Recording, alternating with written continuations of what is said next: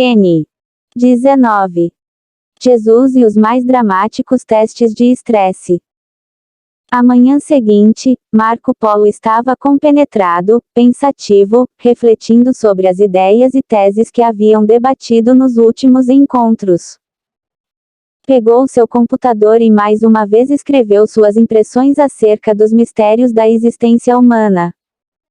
A vida é um grande contrato de risco. E uma das cláusulas mais importantes desse contrato é que devemos viver cada dia como um novo capítulo e cada capítulo como uma aventura. Quem se aprisiona no cárcere da rotina não sonha, não se recicla, não aprende mais. Deixou de ser autor da própria história, tornou-se um zumbi, ainda que esteja fisicamente vivo. Eu estava assim. Depois de escrever essas ideias, ele foi estudar o livro do Dr. Lucas. Sua mesa tinha dezenas de livros. Ele consultava textos de todas as religiões e de diversos pensadores para formular sua análise crítica. Muitos intelectuais criam suas ideias em momentos caóticos, e Marco Polo desenvolvia as suas na desordem. Livros no chão, textos e mais textos sobre a mesa, papéis de anotações para todos os lados. À medida que lia e elaborava questionamentos, sua mente abria as janelas da memória. Ao ler os textos que se seguiram ao encontro com João, o anunciador do Messias, Marco Polo começou a ficar abismado. Ficou espantado ao descobrir que Jesus, antes de abrir a boca ao mundo, passou pelo mais dramático teste de estresse. Intrigado, João perguntava a si mesmo: 40 dias no deserto sem comer. Isso é uma ficção ou pressão total? Como, no ápice do esgotamento físico e mental, ele conseguiu pensar: não só de pão viverá o homem. A que nutriente ele se refere? Físico ou metafísico? Reinos e poder político que nenhum homem jamais teve ao alcance do carpinteiro de Nazaré. Será isso uma metáfora ou ele tinha habilidades intelectuais para seduzir nações? Pináculo do templo e estrelismo religioso, poderia ele assumir o controle da humanidade, mas recusou. Não é possível. Tinha o carpinteiro ferramentas para esculpir um trono político e religioso mundial? Marco Polo era um pesquisador raro. Usava muito mais do que o método socrático para fomentar perguntas, usava a arte da dúvida como um bisturi para penetrar em camadas mais profundas dos textos que lia, para reviver luz, dissecar suas implicações e enxergar seus limites e alcances. Tudo isso para ver os fatos com a menor contaminação possível. Por isso não se poupava, questionava suas proposições a cada instante. Queria enxergar o mundo como ele é, não como gostaria que fosse. Debate, um teste de estresse, levando o corpo ao limite. Marco Polo respirou lenta e profundamente. Olhou para Sofia, depois para o teólogo de Harvard e, em seguida, para o teólogo do Vaticano. Fitou seu amigo Michael e passou os olhos pela plateia que se apinhava na sala de aula. Esperava questionar de todas as formas a mente de Jesus, mas não imaginava que, antes de cientistas fazerem seus questionamentos, ele já tivesse sido avaliado por testes quase humanamente insuportáveis. Sabiam disso? Não sei do que você está falando, exclamou o Dr. Alberto. Nunca ficou atônito com o teste de estresse de Jesus no deserto? Nunca ficou perplexo com seu incrível ritual de passagem, antes de ele começar a falar sobre seu grande projeto de vida? Você está falando da tentação das trevas? Indagou o Dr. Thomas. Imediatamente Marco Polo reagiu. Queria mais uma vez deixar evidentes os marcos entre a ciência e a religião, ainda que em algumas áreas eles se sobrepusessem. Por exemplo, a ciência aborda o controle da ansiedade e a religião aborda o controle da angústia existencial. Vamos deixar claros os limites entre a ciência e a espiritualidade. Estamos fazendo uma mesa redonda para falar de acontecimentos passíveis de serem interpretados, analisados e criticados. Reitero, quando a fé fala, a ciência se cala.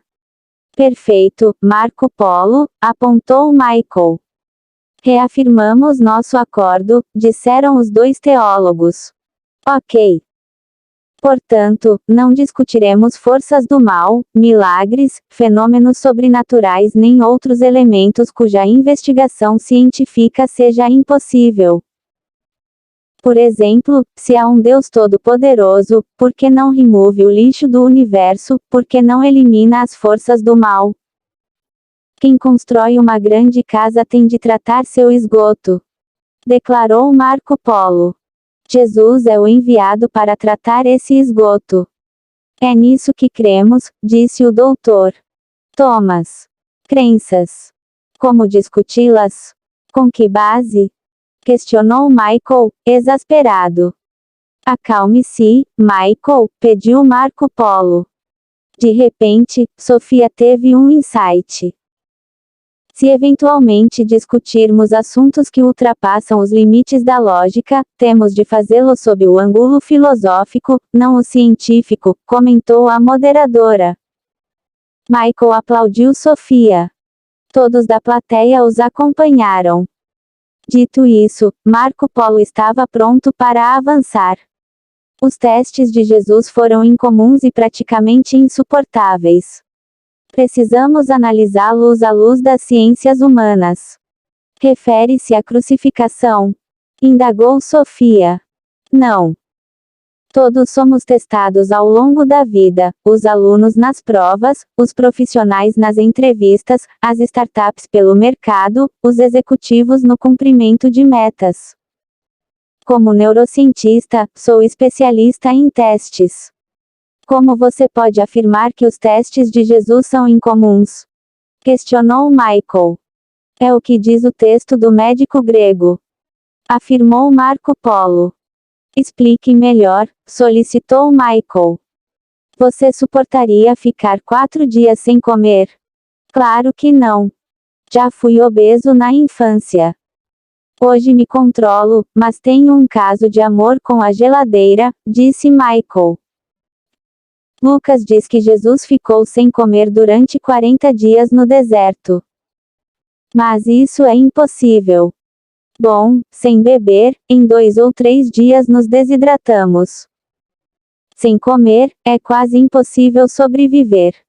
Mas é o que Lucas disse. A não ser que ele esteja inventando. Mas ele era médico, um homem lógico, lembrou o Dr. Thomas. Esse é o primeiro teste. E não terminou. Lucas diz que ele se submeteu a essa provação espontaneamente, não contra a sua vontade. Se isso for real e não uma fantasia, ele quebrou todos os limites do estresse físico. Teve um autocontrole que homem algum jamais teve. Deve ter emagrecido quase até a morte. Marco Polo, que estudou e escreveu longos textos sobre a história do Holocausto, principalmente sobre o drama insuportável que os judeus passaram nos campos de concentração, comentou: nos campos de concentração, a ração era baixíssima, de 300 ou 400 calorias diárias. A maioria morria em poucos meses. Nesse extremo não há solidariedade, tolerância nem mente capaz de desenvolver um raciocínio complexo, afirmou Sofia. Exatamente, Sofia. Nesse extremo, o Homo bios instintivo prevalece sobre o Homo sapiens pensante. Enfim, fecha-se o circuito da memória, apontando que sobreviver é mais importante que pensar e se doar. Por isso, meus amigos, muitos judeus, esmagados pela fome, tinham reações egoístas, escondiam alimentos, dissimulavam. Alguns traíram seus pares por causa de um pedaço de pão, embora fossem boas pessoas fora desse dramático estresse, comentou Marco Polo. Dr. Marco Polo, li um dos seus artigos, em que aponta que nos países onde há escassez de alimento, por exemplo, onde chove menos de 700 litros por metro quadrado por ano, há mais atritos, guerras, disputas, comentou o Dr. Thomas. Exatamente. Mas isso pode ser corrigido pela educação, em destaque a educação socioemocional, que estimula a cooperação, o pensar antes de reagir, o exercício de se colocar no lugar do outro, comentou o autor do programa de gestão da emoção. Por outro lado, em países em que há abundância, por exemplo, de sol e terras férteis, como o Brasil, promovem-se a alegria, festas e os encontros sociais, mas há menos estímulos à leitura, à pesquisa e à superação de obstáculos.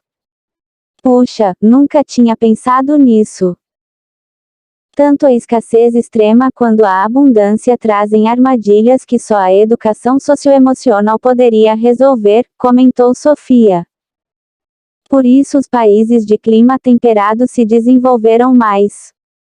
Claro, há muitas variáveis, mas o clima e a educação os ajudaram. Mas vamos voltar à quebra de paradigmas de Jesus.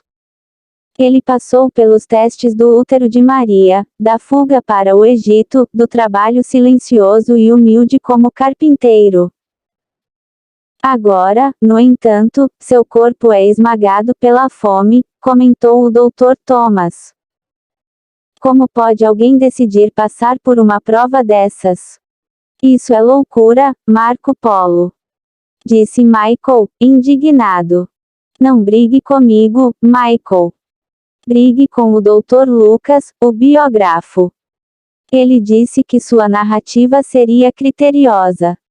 Tratou de muitas pessoas com inanição. Agora a pessoa que ele ama está morrendo de fome. Ele deveria ter abortado o pensamento depois desse teste de estresse. Foi-lhe dito que ele poderia transformar pedras em pães. Claro, eu sei que não entraremos nessa seara, discorreu o Dr. Alberto. Mas, em sintonia com seu raciocínio, meu ponto é que ele não abortou o pensamento. Disse, não só de pão viverá o homem, mas de toda palavra que sai da boca de Deus. Essa é a tese, comentou Marco Polo. Espere aí. Disseram-lhe que ele poderia suspender as leis da física e mudar a matéria.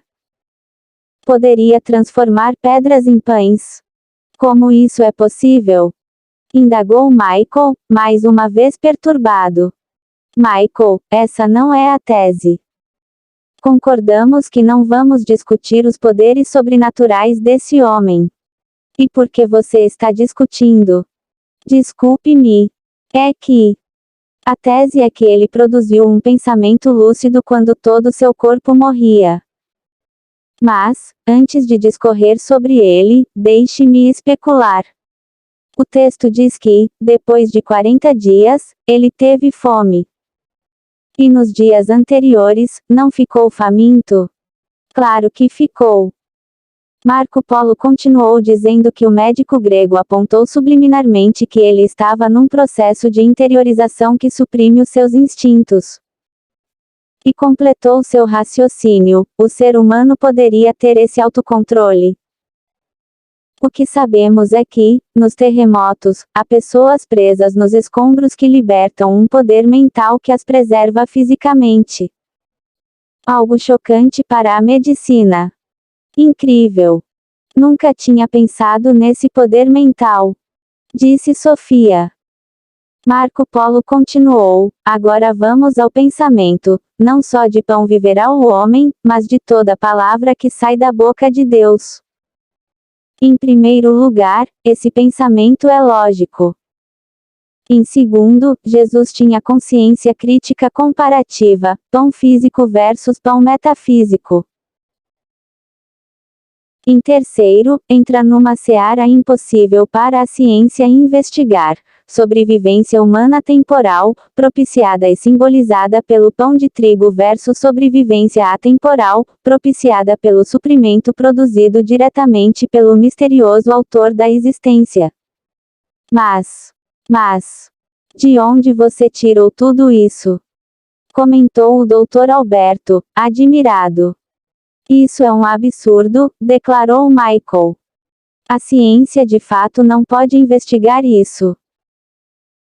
Mas o que é interessante, Michael, é que, enquanto o corpo de Jesus estava à beira do colapso, morrendo, ele escandalizava a medicina, que se digladia diariamente com a morte. Ele falava do maior sonho dos mortais, a eternidade. Interessante, disse o Dr. Alberto. Ele não perdeu o romantismo pela vida mesmo diante da morte. Ele irrigava sua vida com esperança, pois sem esperança morremos, ainda que estejamos vivos. Não deixa de ser curioso, aduz-o Sofia. Jesus discorria sobre a antimatéria, não no sentido clássico da física, mas da atemporalidade. Sei que não é assunto deste debate, mas se trata de uma discussão filosófica sofisticada. Ele parecia não se curvar a nenhum tipo de medo. O instinto animal e o ser racional habitam o mesmo ser humano. Dependendo dos níveis de estresse, o instinto animal prevalece sobre o racional, levando um ser humano a cometer atos impensáveis, a dar vazão à raiva, ao ódio, à impulsividade, ao sentimento de vingança. O corpo de Jesus foi levado ao limite, e não seria a primeira vez. Entretanto, em vez de sucumbir aos instintos, ele preservou sua consciência crítica. Ele fez poesias no caos. 20. O teste do poder político e religioso. Intelectuais que estudavam a mente de Jesus continuaram a debater sobre os mais dramáticos testes de estresse a que um ser humano pode se submeter. A maioria dos seres humanos não suportaria minimamente essa pressão ao longo da vida, sobretudo pessoas das classes média e abastada. Depois de estudar os testes que levaram o corpo de Jesus ao extremo, partiriam para avaliar os testes que levariam a ambição ao extremo, a emoção ao limite, o intelecto a salivar de prazer. Marco Polo discorreu: o segundo teste de estresse passado por Jesus não é menos assombroso e difícil do que o teste físico, a necessidade neurótica de poder. Seu autocontrole foi testado ao máximo. Você está falando de quando ele foi levado ao alto de um monte e enxergou todos os reinos e sua glória na terra? Sugeriu o Dr. Thomas. Sim. Porém, esse lugar não devia ser um lugar físico, mas metafórico. Testar a sede de poder não é tão difícil. Não sou ambicioso. Apontou Michael. Também penso o mesmo, afirmou o Dr. Alberto. Ambos estavam sentados diante de Marco Polo. De repente, o psiquiatra tomou um gole de água e esguichou na cara de Michael e do Dr. Alberto. Imediatamente gritou: vocês são fracos. Ambos tiveram um ataque de raiva. Todos que viram a cena ficaram espantados. Você está louco, Marco Polo? Esbravejou Michael de pé. Esta mesa redonda o deixou transtornado. Disse em voz alta o ponderado teólogo do Vaticano. Vocês são hipócritas. Desde o começo querem me sabotar, continuou atacando Marco Polo. Todos ficaram escandalizados. Os dois agredidos bufavam de ansiedade. O coração deles parecia estar prestes a sair pela boca. Em seguida Marco Polo se sentou e pediu desculpas a seus dois amigos. Desculpem-me. Mas, por favor, digam-me honestamente, o que sentiram com esse teste? O quê? Isso foi um teste? Indagou o teólogo americano, pasmado. Você está brincando comigo?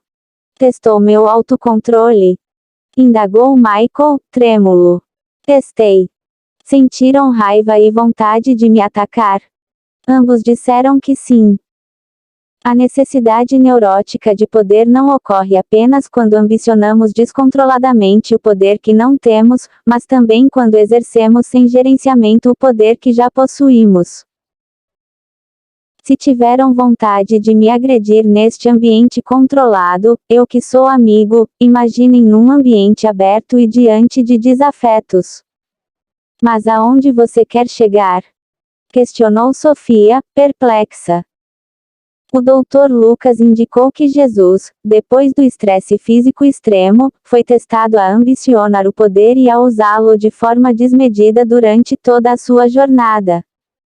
Que teste incrível! Confirmou o Dr. Alberto.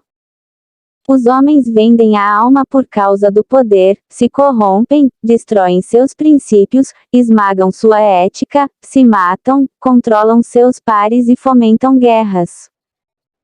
Talvez esse não seja seu problema, Dr. Alberto.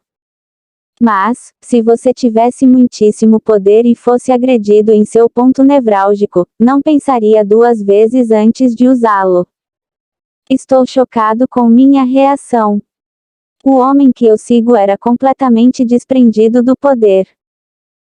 As cruzadas, a Inquisição e tantos comportamentos agressivos indicam que, em determinados momentos da história, se construiu um Cristo à imagem e semelhança do egocentrismo de seus líderes, comentou Sofia.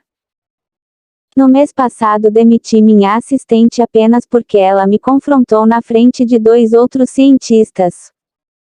Fui egocêntrico, confessou Michael honestamente. Depois desse episódio, Marco Polo comentou algo surpreendente. O biógrafo de Jesus aponta que ele tinha capacidade de seduzir povos e reinos e domina a luz. Ele comenta, em outras palavras, que Jesus teria todos os reinos da terra se, prostrado, adorasse o próprio poder.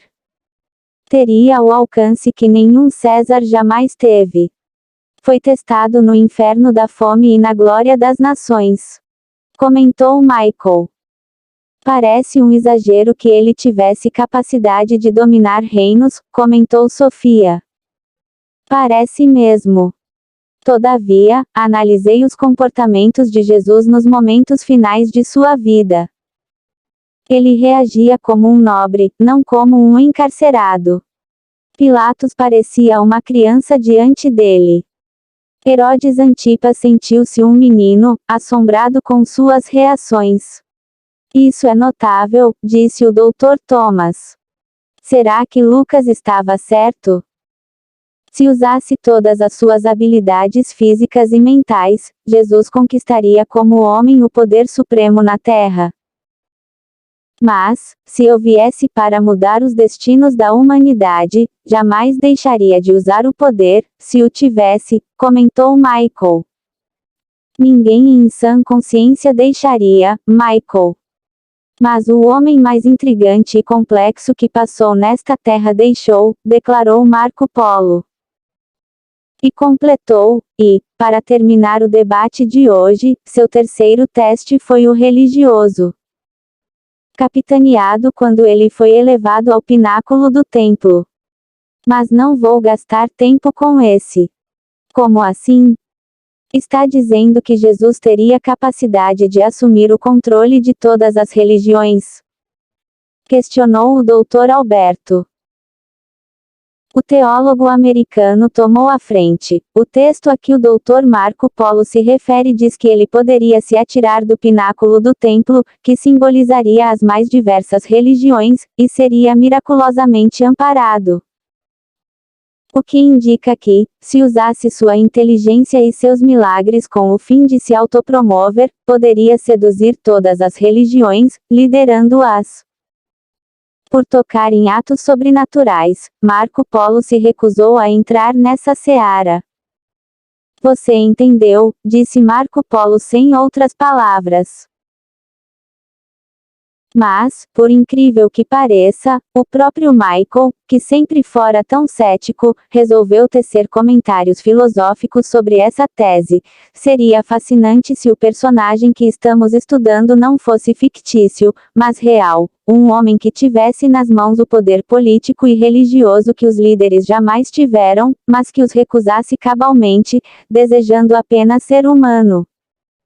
E como ser humano desejasse transformar a humanidade. Muitos que aderem às mais diversas religiões querem ser deuses. Mas Jesus tinha fome e sede de ser humano. Argumentou o teólogo estadunidense.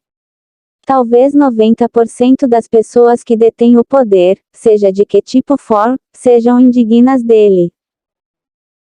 O poder as infecta, fecha o circuito da memória, aprisiona o eu em janelas traumáticas e asfixia sua humanidade, concluiu Marco Polo. Só é digno do poder quem se curva diante da sociedade para servi-la, não quem pressiona a sociedade para que o sirva, comentou Sofia com sabedoria. Mesmo pessoas aparentemente humildes ficam irreconhecíveis com o poder nas mãos, comentou o teólogo do Vaticano. Inclusive não poucos pensadores deixam de pensar criticamente, declarou Michael. Diante disso, Marco Polo dissertou: muitos empregados querem ser empresários, muitos empresários querem ser políticos, muitos políticos querem ser reis, muitos reis querem ser deuses, mas, para espanto das ciências humanas, o único homem que foi chamado de filho de Deus queria ser humano. Jesus propunha uma revolução na essência da humanidade, concluiu Sofia.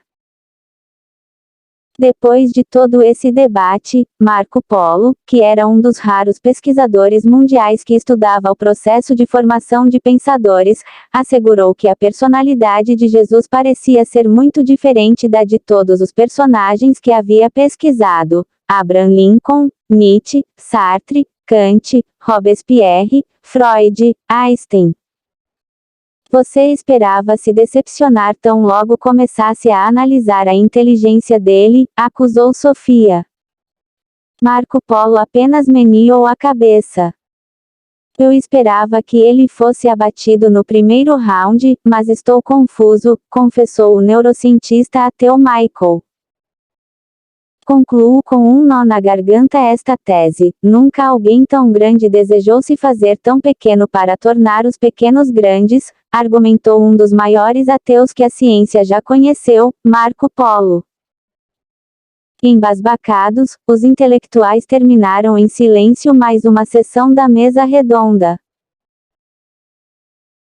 Milhões de pessoas que assistiam aos debates entenderam que os estragos na humanidade ao longo da história não foram produzidos por seres humanos, mas por aqueles que se postulavam deuses, que faziam guerras, mesmo sendo mortais, que feriam, humilhavam e excluíam sem ter consciência de que um dia iriam para a solidão de um túmulo. Havia muitos líderes políticos e religiosos assistindo aos debates. Alguns eram candidatos a deuses, mas agora sentiam a necessidade de se candidatar a ser o que sempre foram, apenas seres humanos, frágeis e imperfeitos, que cedo ou tarde precisariam de um ombro para chorar e de outro em que se apoiar. De fato, uma revolução humana estava em curso. 21. O quarto teste de estresse, humilhação pública.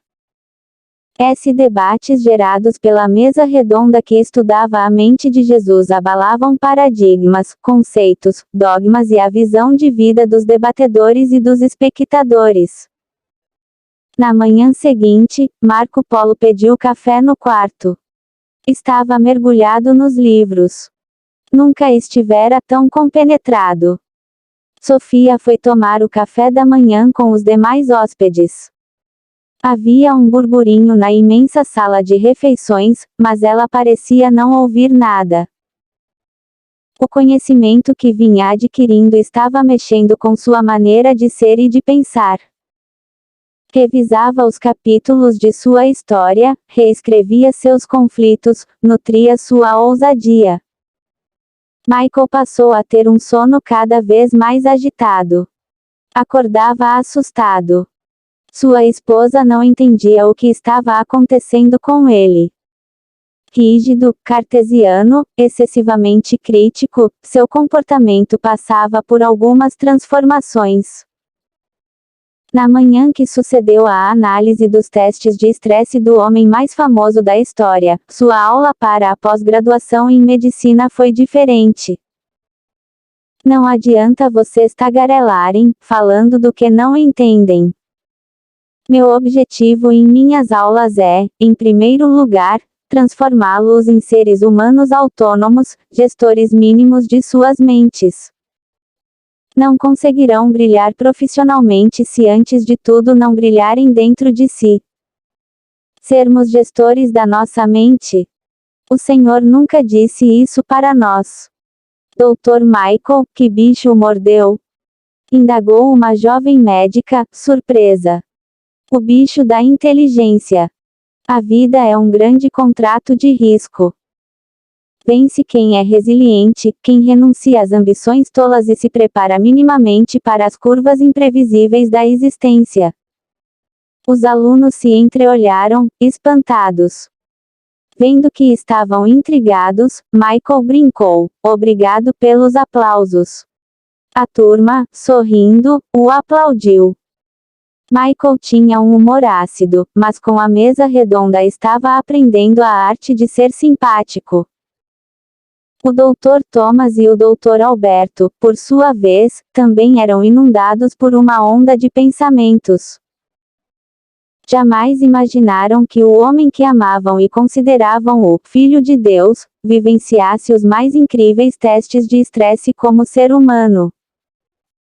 Alberto, se Jesus tivesse preservado sua memória, nunca imaginaria que o útero de Maria pudesse ser um cárcere inimaginável. É verdade, meu amigo. E sua infância? Se durante sua meninice o Filho do Altíssimo preservou sua memória atemporal, se não teve uma amnésia até o encontro com João Batista, passou por testes inacreditáveis. Se não tivesse mergulhado nas águas profundas da paciência e da tolerância, não teria suportado. E quem tem paciência hoje nesta sociedade em que tudo é urgente? Afirmou o Dr. Thomas. Em seguida o Dr. Alberto comentou as últimas análises do debate, e o que me deixa mais surpreso é que os maiores testes a que Jesus Cristo foi submetido ocorreram antes de ele abrir a boca ao mundo e iniciar seu projeto. Nunca havia pensado que a cruz foi apenas a cereja do bolo, em seu imenso sacrifício pela humanidade. Ele atravessou os vales sórdidos do esgotamento físico, mental e social, comentou o Dr. Thomas. Quem amaria os bastidores do teatro se pudesse ser aplaudido no palco como ator principal? E, desse modo, os debatedores imergiam num caldeirão de reflexões e diálogos sobre cada uma das sessões noturnas da mesa redonda. Na sessão seguinte, Marco Polo comentou: Jesus estava sem nada e sem ninguém. Fisicamente no caos, mentalmente no pó, socialmente fragmentado, mas, como vimos, recusou-se a usar sua inteligência para conquistar os reinos da terra e o poder religioso. Quem renunciaria ao poder máximo se o tivesse? Você renunciaria, Michael? Eu não sou uma pessoa ambiciosa, afirmou Michael. Não. Como você se sentiu quando perdeu a eleição para a chefia do departamento da universidade? Fui traído, Marco Polo. Traído. Disse, batendo na mesa, mas logo depois caiu em si. Somos tão humildes que temos orgulho de ser humildes, enfatizou o psiquiatra. Está me chamando de hipócrita? Indagou Michael, ansioso. Ser hipócrita significa dissimular, disfarçar, representar. Todos somos hipócritas, pelos menos ao disfarçar nossos sentimentos diante de quem amamos. Eu sou.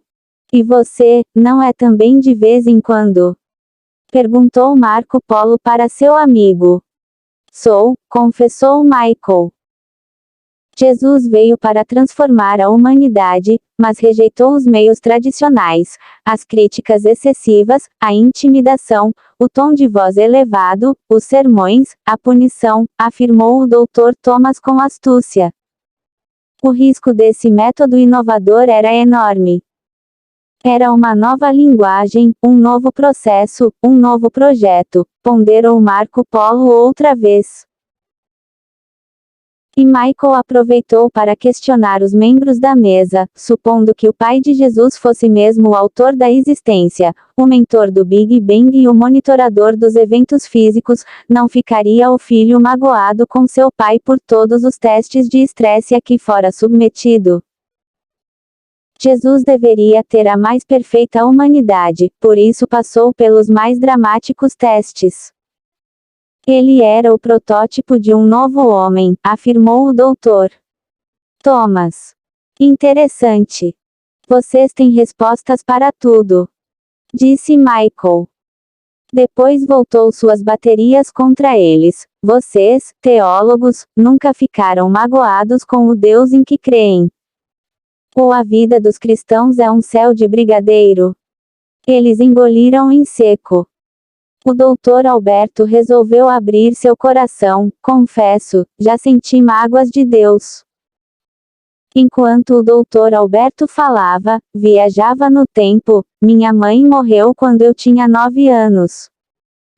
Antes de fechar seus olhos, ela disse: Deus vai cuidar de você, Alberto. Tenha certeza. Mas não cuidou, pelo menos aos meus olhos. Fui abandonado pelo meu pai aos 11 anos. Papai, aonde você vai? Perguntei entre lágrimas, percebendo algo estranho. Ele me disse: vou fazer uma viagem, mas volto logo. Mas se casou com outra mulher e nunca mais voltou. Tive que lavar banheiros fétidos de restaurantes para sobreviver. 2 anos depois, o irmão que mais amava foi atropelado e morreu. Culpava Deus por minhas desgraças. Mas quanto mais o rejeitava, mais me sentia atraído para conhecê-lo. Desejava ajudar a humanidade. Por fim me decidi pela Ordem dos Franciscanos. Sou feliz, disse, enxugando os olhos. Michael ficou surpreso com essa resposta. Nunca tinha visto tanta transparência. Ele acreditava que esses religiosos eram superficiais, que não pensavam, não meditavam sobre a vida, não tinham um raciocínio existencial complexo. Em seu preconceito ateísta, eles aderiram às suas religiões por serem frágeis. Mas agora enxergava homens fortíssimos. E sua perplexidade continuou quando o Dr. Thomas decidiu falar. Também já tive minhas mágoas de Deus. Servi por 5 anos os miseráveis na África subsaariana. Todos os dias dava o melhor de mim. Frequentemente sepultava meninos e meninas mortos por inanição, diarreia ou desidratação. Eu morria por dentro a cada enterro que fazia. Por fim, peguei meningite. O que me matava não era a doença, mas saber que eu não podia ajudar os pequenos. Debilitado, martelava perguntas em minha mente. Deus, qual o sentido de estar neste hospital se não posso salvar uma criança doente? Onde está você? Contou, emocionado. Marco Polo ficou intrigado com esses relatos. Tenso, disse, não teve vontade de chutar tudo para o alto e gritar: Deus, você não existe. Se eu deixasse de acreditar em Deus, morreria minha esperança de que um dia aquelas crianças mortas por inanição sorririam na eternidade. Se considerasse Deus uma utopia, esgotaria meu sonho de que toda dor seria aliviada, de que toda injustiça humana seria reparada. Os ditadores venceriam, os violentos seriam heróis. O Magnificat de Maria não seria cumprido, disse o teólogo americano. Mas, balbuciou Michael, embaraçado e sem ação. Mas, se Deus é real, ele é omisso no tempo presente. Você descrê de Deus por causa do silêncio dele no tempo, enquanto eu creio em Deus por causa de sua ação na eternidade, rebateu o teólogo do Vaticano. Os dois ateus, Marco Polo e Michael, estavam em lado oposto ao dos teólogos, mas pela primeira vez, e de forma realmente profunda, admiraram a inteligência de seus argumentos. Para mim, Deus não é omisso no presente. Ele dá a tinta e o papel, mas nós escrevemos nossa história. Afirmou Sofia com sabedoria. E, lembrando-se de um debate anterior, concluiu: parece que a grande meta de Jesus era humanizar o ser humano. Marco Polo ainda comentou que em todas as religiões, budismo, islamismo, brahmanismo, sempre existiram os apóstolos da paz, que levaram a cabo a difícil tarefa de domesticar seus instintos e vacinar-se contra o autoritarismo. Quanto mais sucesso um ser humano tem, mais dificuldade ele terá para suportar frustrações. Alguns, tolerantes no início da carreira, se tornam implacáveis quando sobem ao pódio. Não aceitam ser minimamente contrariados. É nessa área que se deu o quarto e mais cortante teste de estresse que Jesus atravessou, afirmou Marco Polo. Não me lembro de outro teste, afirmou o Dr. Thomas, curioso. Todos ficaram impressionados quando Marco Polo discorreu sobre o teste que avaliaria as outras provações a que Jesus fora submetido. Aquele seria, portanto, o teste dos testes, que poderia levá-lo a se arrepender de ter aberto mão de todo o imenso poder que supostamente tinha. Que teste foi esse? Indagou Michael, não disfarçando sua curiosidade. O teste da humilhação social. Marco Polo comentou que, depois de ter saído vitorioso do teste do esgotamento físico e mental, bem como da superação da ambição do poder político e religioso, era preciso descansar, ser aplaudido socialmente e aclamado espiritualmente. Mas nada disso ocorreu. Ele saiu das sombras de uma vida anônima e foi levar sua mensagem à região em que cresceu. Agora entendo. Ao se assumir como libertador do povo, ele foi execrado por seus amigos, excluído pela sociedade e excomungado pelos líderes religiosos, comentou o Dr. Thomas. Depois de ganhar o Oscar de melhor ator e melhor diretor nos 40 Dias do Deserto, o carpinteiro de Nazaré foi vaiado em sua própria casa. Quando ia levar os prêmios, tiraram-lhe o glamour, foi marcadamente rejeitado. Não bastava mais esculpir madeira, tinha de esculpir uma obra-prima na emoção para não se traumatizar. Todos ficaram impressionados com a exposição de Marco Polo. Ele lançou uma pergunta aos seus amigos da mesa redonda e depois para toda a plateia que se apinhava na sala: quem nos trai, os amigos ou os inimigos? A plateia ficou dividida. Os amigos é que nos traem. Apontou Marco Polo claramente. Os inimigos apenas nos aborrecem. Só os amigos, aqueles em quem apostamos o que temos de melhor, podem nos apunhalar pelas costas. Depois de algumas discussões, ele indagou novamente, porque Jesus disse: médico, cura a ti mesmo. Para seus amigos e colegas de Nazaré. Ele estava se referindo a um provérbio que retrataria sua prisão e crucificação, afirmou o Dr. Alberto. É mais do que isso, Dr. Alberto. Ele estava fazendo gestão de sua emoção. Estava educando sua emoção para não se decepcionar com seus amigos e líderes sociais. Como assim? Perguntou Michael, interessado. Jesus usou duas técnicas modernas de proteção emocional. A primeira, doar-se sem cobrar demais, diminuir a expectativa do retorno. A segunda, não exigir dos outros o que eles não podem dar. Diriam a ele: você ajudou a muitos, mas é incapaz de se ajudar. Herético. Falso. Impostor. Cura a ti mesmo. Ao prever esses estímulos altamente estressantes, ele geria sua emoção e, em consequência, não fazia dela uma lata de lixo. E vocês, sabem proteger sua emoção? Estou pasmado com a mente desse homem. Eu cobro demais de meus 2 filhos, minha esposa e meus colegas. Vendo minha paz por um preço vil.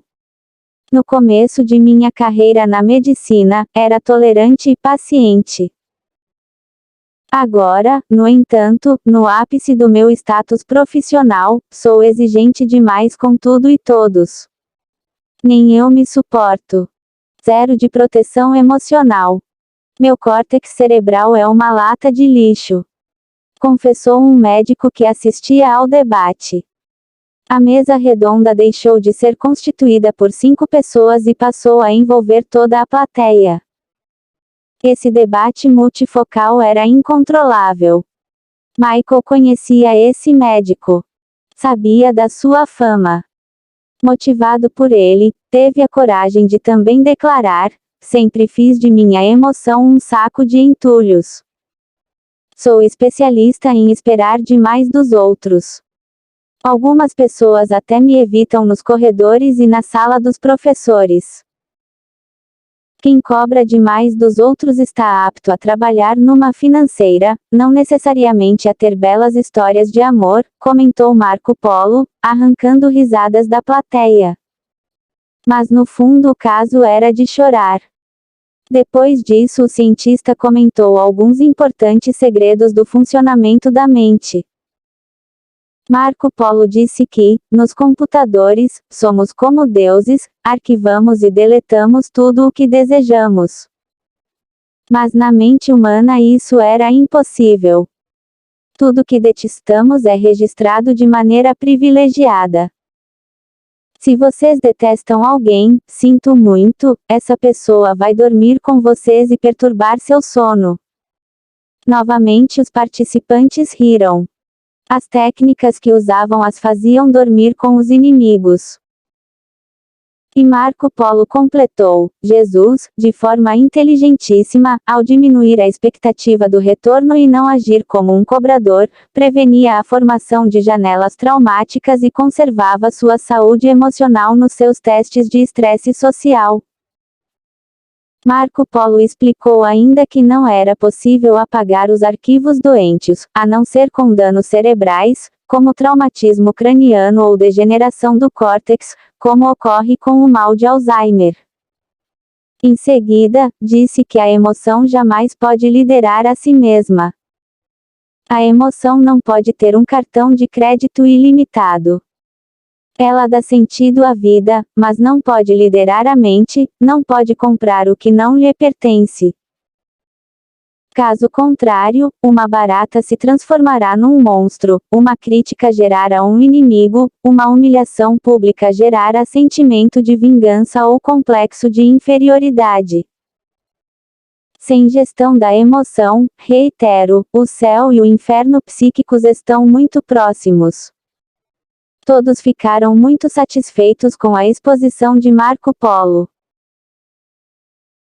Uma senhora que estava na plateia, professora de sociologia, ficou tão comovida com o que ouviu que se levantou e disse: Doutor Marco Polo, sou socióloga e professora universitária há 25 anos e nunca pensei que os conflitos sociais, como guerras, homicídios, violência nas escolas, assédio moral nas empresas, tivessem entre suas grandes causas a falta de gerenciamento emocional. Isso é tão novo quanto revolucionário. O agressor tem metaforicamente um cartão de crédito ilimitado, não suporta ser contrariado e, pelo que entendi, o agredido também, pois compra irresponsavelmente o que não lhe pertence. Marco Polo se levantou e a aplaudiu publicamente. As demais pessoas o acompanharam. Os mistérios que envolviam o personagem mais famoso da história inspiravam mentes. Sofia, emocionada, acrescentou: as ferramentas que Jesus usou são tão poderosas que podem prevenir do estresse a certos tipos de depressão. Mas é uma pena constatar que as universidades foram omissas ao não estudar Jesus sob bases científicas. Ele não sofria por antecipação nem ruminava perdas e frustrações. Ele pensava estrategicamente no futuro e se preparava para suportar o insuportável. Seu índice GEI era baixíssimo. Não gastava energia emocional inútil, afirmou o teólogo do Vaticano. Os textos do Dr. Lucas indicam que Jesus era muito sociável. Era letrado, lia com frequência os textos publicados. Todavia, entre ser querido por seus pares e aceitarem-no como o líder aguardado por séculos havia uma distância muito grande, comentou Marco Polo. Crer que um simples carpinteiro, que cresceu no meio deles, mudaria o mundo, não cabia no imaginário deles, comentou Sofia. Exatamente, Sofia, confirmou Marco Polo. E depois concluiu de forma impactante: talvez Jesus tenha sido o personagem que mais foi testado em seu autocontrole. Ele estava livre, poderia decidir se calar, ir embora ou usar seu suposto poder para controlar e fascinar seus desafetos, mas se portou como um simples ser humano. Não queria provar nada para ninguém. Quem de vocês abriria mão de seu poder quando humilhado? Questionou Marco Polo. Sinceramente, eu não abriria a mão, respondeu Michael. Muitos intelectuais amam debater ideias, mas têm a necessidade neurótica de controlar os outros. Muitos religiosos não admitem que sua autoridade seja questionada por seus liderados. Amam os aplausos, mas excluem seus críticos, afirmou o Dr. Alberto. Todavia, para espanto da sociologia, Jesus tratou seus opositores com flores. Fossem críticos, fossem prostitutas, ninguém estava fora da sua agenda, concluiu Marco Polo. Ao que tudo indica, o homem mais famoso de todos os tempos, o único cujo aniversário é lembrado globalmente, não ficou conhecido pela sua mais notável especialidade, ser gestor da emoção, escrever poesias no caos. Concluiu Sofia. O debate produzia um material borbulhante, saturado de emoções, aventuras e toques solenes de inteligência. Porém, quando iam encerrar mais uma sessão da mesa redonda, Marco Polo deixou todos pensativos com suas palavras finais: eu estudo o processo de formação de pensadores, mas a inteligência de Jesus é tão complexa que me sinto abalado. Um homem testado nesses cáusticos quesitos e que passou com louvor por todas as provações tinha de ter uma mente sobredotada, uma genialidade sem tamanho. No entanto, é possível inferir que o maior de todos os testes por que Jesus passou não foi visível ou perceptível, como o esgotamento físico, a ambição política, a necessidade neurótica de controlar os outros ou mesmo a humilhação pública, mas invisível. Não estou entendendo, Marco Polo, disse Sofia, espantada. Muito menos eu. Mais um teste? Indagou o Dr. Thomas, desconfiado. Marco Polo apenas respondeu: 30 anos mapeando a mente humana. 30 anos avaliando os fantasmas emocionais que nos assombram. 30 anos esquadrinhando os conflitos sociais.